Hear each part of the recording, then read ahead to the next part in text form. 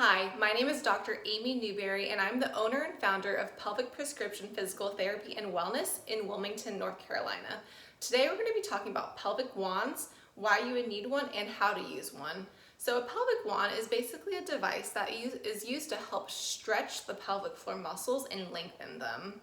Now, a lot of times the pelvic floor muscles are actually too tense or too tight, and that is causing a lot of symptoms like urgency, leakage, or pelvic pain or pain with intercourse. Now, a pelvic wand is a special design and a special shape to actually reach the very deep layers of the pelvic floor muscles. Now, first you have to understand where the pelvic floor muscles are.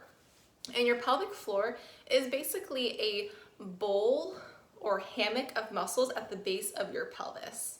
And when you're looking from the front view, all the pink that you see here is the pelvic floor. When you look from the top down, you can see a lot more of the pink, or from the bottom up, you can see a lot of pink as well. Again, those are all your muscles. Now, your pelvic floor is made up of 3 layers of muscles, and when you're using a pelvic wand, you can actually address each layer using this wand. The wand is a very special shape that allows you to get those deep layers.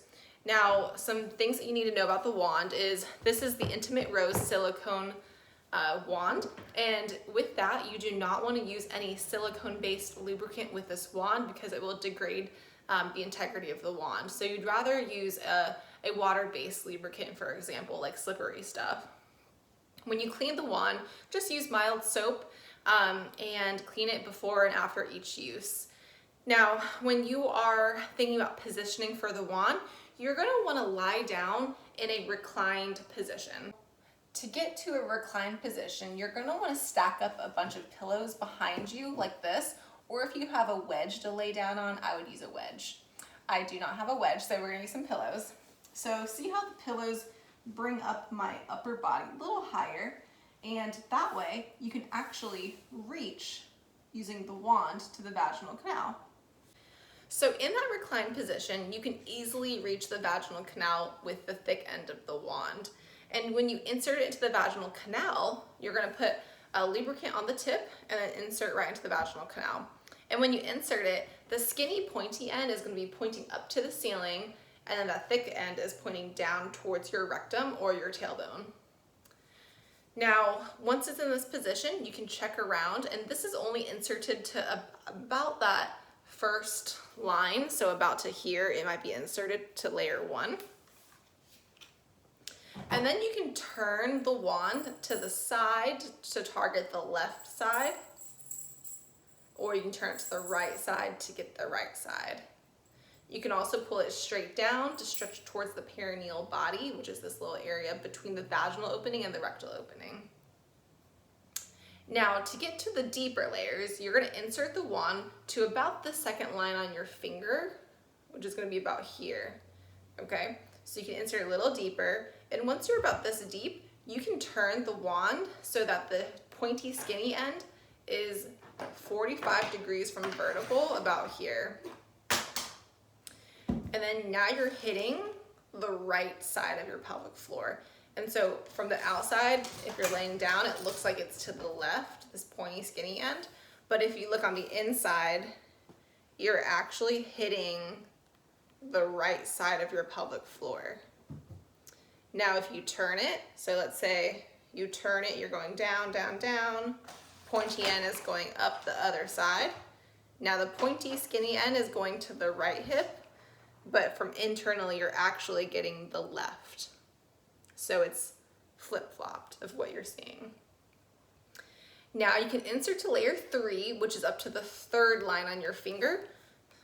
So about here on the wand, okay? So let's say you insert all the way, you're all the way in layer 3, and then now you're gonna rotate the pointy skinny end, so it's to the left, to hit the right side of your pelvic floor. Turn the skinny pointing end to the right, now you're getting the left of your pelvic floor. Okay, now the last spot you can check is up at the corner. So let's say the pointy end is pointing straight up.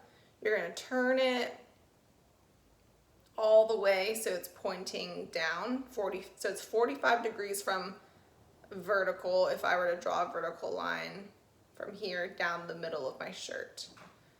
So So the pointy end is pointing down, the thick part is pointing up into your hip. And then you can turn it around. So pointy end is going up, up, up, all the way down to that 45-degree angle. From the inside, you're there. The only thing that you want to be careful of is having the wand, the skinny pointy end, going straight down, because that means the thick pointy end is going up towards your urethra, and that could be pretty uncomfortable.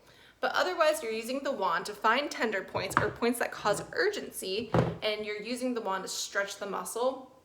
And you'll want to hold the pointy end on that spot for about anywhere between like a minute to 4 or 5 minutes. Just a very gentle pressure. So that's how you use a pelvic wand. If you have any questions about that, message me or follow me on Instagram at pelvic.prescription.